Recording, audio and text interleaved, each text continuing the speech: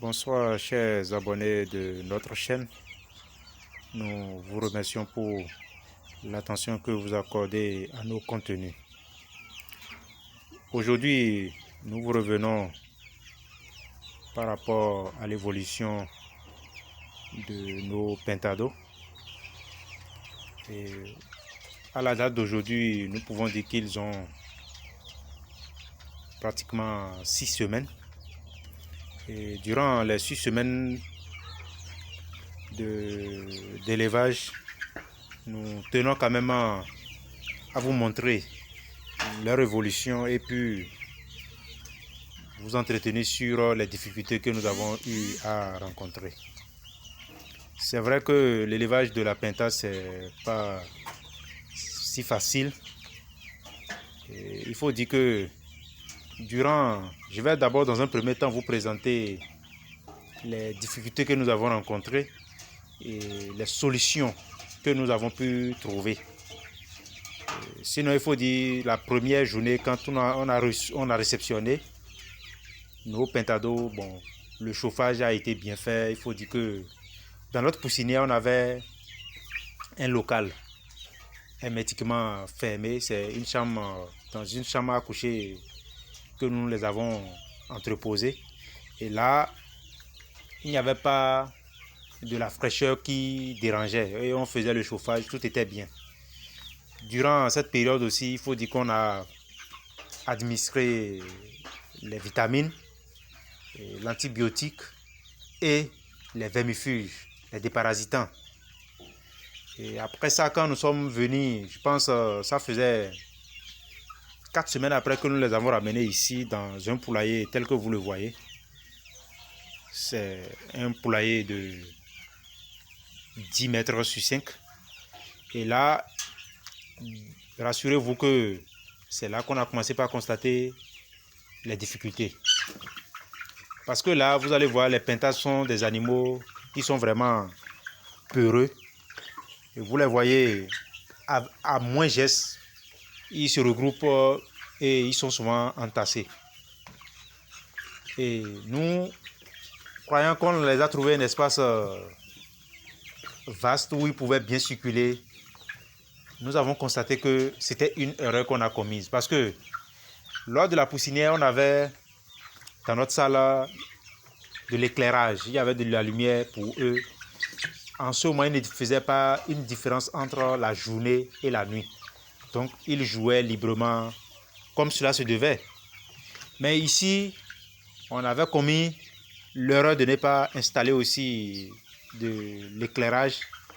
Ce qui faisait que dans la nuit, quand il fait sombre, ils vont s'entasser.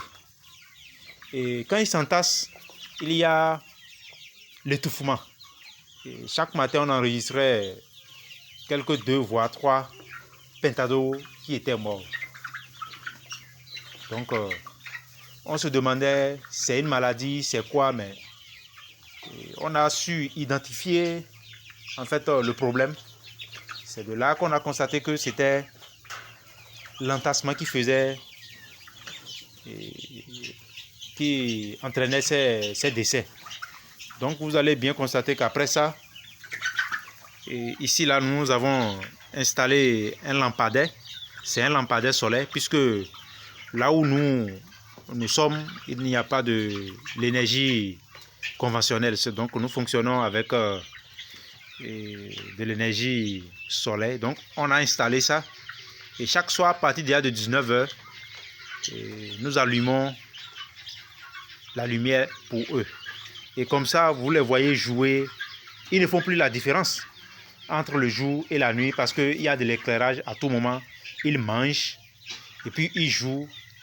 Chemin faisant, il y a aussi les insectes qui faufilent au niveau de la lumière, qu'ils en profitent pour manger. Donc, le second souci que nous avons eu à rencontrer, c'est la fraîcheur. Parce que tel que vous voyez le poulailler fait, donc vous allez voir que l'air circule de part et d'autre. Hein. Et là, il s'est fait que durant 3 voire 4 semaines comme ça, on avait la pluie chaque jour. Et vous devez en même temps imaginer la température qu'il fera. Et donc, la fraîcheur s'est installée et c'est ce qui a favorisé même l'entassement même de ces pentados. Je me souvenais, un jour on a enregistré au moins jusqu'à 10 sujets qui sont morts. Bon, il faut dire d'abord qu'on a démarré avec 255 et à la date d'aujourd'hui, on a perdu au moins une trentaine. Hein. On a perdu une trentaine. Et aujourd'hui, Dieu merci, on a pu régler le souci de l'électricité et de la fraîcheur, puisque nous avons fait un constat. Et vous pouvez ne pas faire le chauffage dans le poulailler, mais il est bien, très important d'installer l'éclairage. Parce que quand il y a l'éclairage, il joue. Il ne s'entasse plus. Donc le fait de courir de gauche à droite, ça leur donne un peu de la chaleur. Donc c'est un peu les difficultés que nous avons rencontrées, les quelques solutions que nous avons pu apporter. C'est ça que nous avons bien voulu partager avec vous. Et là, vous allez voir que nos pentados sont avec les Goliaths. Et ils jouent très bien ensemble. Il n'y a pas de problème. C'est vrai que quand les pentades sont un peu plus âgés, ils aiment bien se bagarrer. Et les Goliaths, eux, ne sont pas offensifs tels que les pentades. Donc la cohabitation est normale. Il n'y a pas un souci entre ces deux volailles. Ok, nous continuons toujours dans notre poulailler. Et nous sommes ici avec déjà les pentades adultes. Eux, ils n'ont plus un souci. Hein.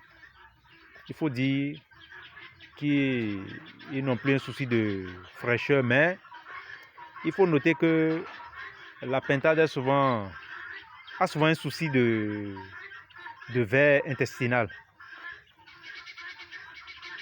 Nous avons les vers intestinaux, les vers qui dérangent beaucoup leur système digestif.